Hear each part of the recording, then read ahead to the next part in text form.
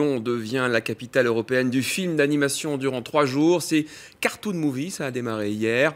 Un rendez-vous incontournable pour les réalisateurs de dessins animés en recherche de producteurs et diffuseurs pour leurs projets de long métrage. Par exemple, La Mécanique du Cœur ou Ernest et Célestine sont passés d'abord par Cartoon Movie avant de devenir un film d'animation.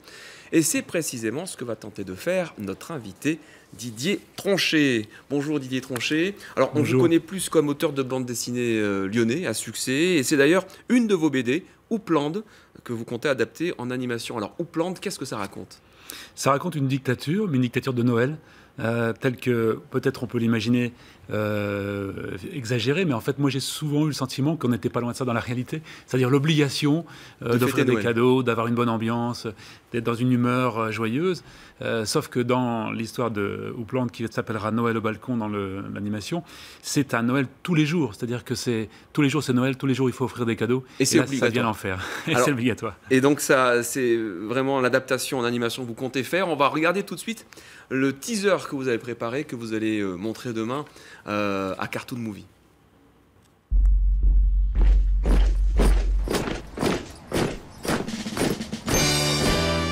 Dashing through the snow in a one-horse open sleigh, over the hills we go, laughing all the way. Bells and bobtails ring, making spirit bright. What fun it is to ride in a sleighing song tonight! Hey! Jingle bells, jingle bells, jingle all the way. All the fun is to ride in a one-horse open sleigh. Jingle bells, jingle bells, jingle all the way. All the fun. Voilà. Voilà pour le petit teaser, c'est bien décalé en tout cas. Vous souhaitez vraiment que ce soit représentatif de l'album. C'est un double album, me semble-t-il d'ailleurs. Oui, bon, on voulait cette ambiance, c'est-à-dire une espèce de dérision un peu masquée, puisqu'on a cette armée de Père Noël. A priori, l'ambiance est celle de Noël habituellement, telle qu'on la connaît. Même Jingle Bell, ça va. Oui, les ambiances. Juste des bruits de bottes en plus. Musicales et autres. Simplement, on a décalé ça dans le registre de la dictature, et on a effectivement des bruits de bottes, on a effectivement les chœurs de l'armée russe pratiquement qui chantent Jingle Bells, donc ça produit un effet de décalage qui, moi, m'enchante.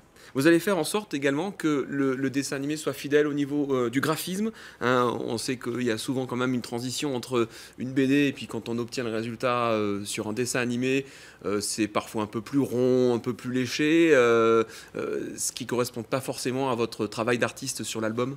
Oui, moi je suis réalisateur sur ce projet avec un réalisateur technique qui s'appelle Arthur Quack, pour simplement m'assurer qu'effectivement l'esprit sera présent, et au niveau du trait c'est important pour moi de retrouver la même ambiance, que le trait ne soit pas édulcoré par une ambiance qui serait tout à coup un peu mièvre.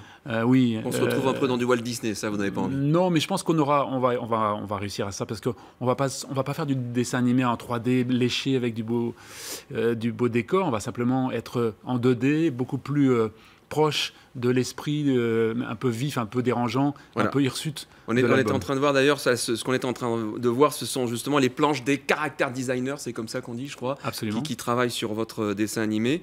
Donc vous allez veiller à ce qu'effectivement ça reste quand même dans cet esprit un peu décalé. Vous souhaiteriez également le voir diffusé, si j'ai bien compris, dans la période de Noël, histoire de casser un peu l'ambiance? il faut qu'on joue cette carte-là. Il faut qu'au milieu de cette joie de Noël et tous ces films qui sortent habituellement par les studios américains, on soit le petit canard noir. Petit canard boiteux de cette affaire. C'est un projet qui est déjà bien avancé. On a vu le teaser, on a vu qu'il y a déjà des gens qui travaillent sur le design des dessins. Vous attendez quoi de Cartoon Movie finalement? Tout simplement, déjà un regard des professionnels sur ce projet, et jusqu'à présent ce que j'ai pu en ressentir, ça fonctionne bien, ils ont bien saisi l'esprit. Le pitch est tellement simple, c'est Noël tous les jours, c'est une dictature de Noël, ça marche très bien. Après, il nous faut trouver un distributeur, c'est vraiment important, et un coproducteur pour essayer de boucler ce tour de table. Je suis assez confiant. Vous avez besoin de combien, oui, si on peut entendre les chiffres? Non, ce sera pas un budget monstrueux, ce sera un budget qui sera, pour moi c'est monstrueux évidemment, mais 4 millions d'euros, c'est à cette échelle-là, c'est très modeste, mais c'est ce qui va nous obliger à être plus inventif, plus simple, et à mon avis plus direct et plus respectueux de l'esprit initial qui n'a pas besoin de démonstration financière. Et donc vous le présentez demain à 10h à Cartoon Movie, c'est bien? Absolument. Ça. Mais écoutez, on vous souhaite beaucoup de chance, et puis en espérant qu'on aura l'occasion de voir ce dessin animé sur nos écrans une période de Noël, peut-être pas ce Noël-là, mais peut-être Noël prochain. Logiquement, Noël 2017, si tout va bien. Noël 17. Eh bien, on vous le souhaite. Merci beaucoup, Didier Tronchet, d'avoir été notre invité sur ce plateau.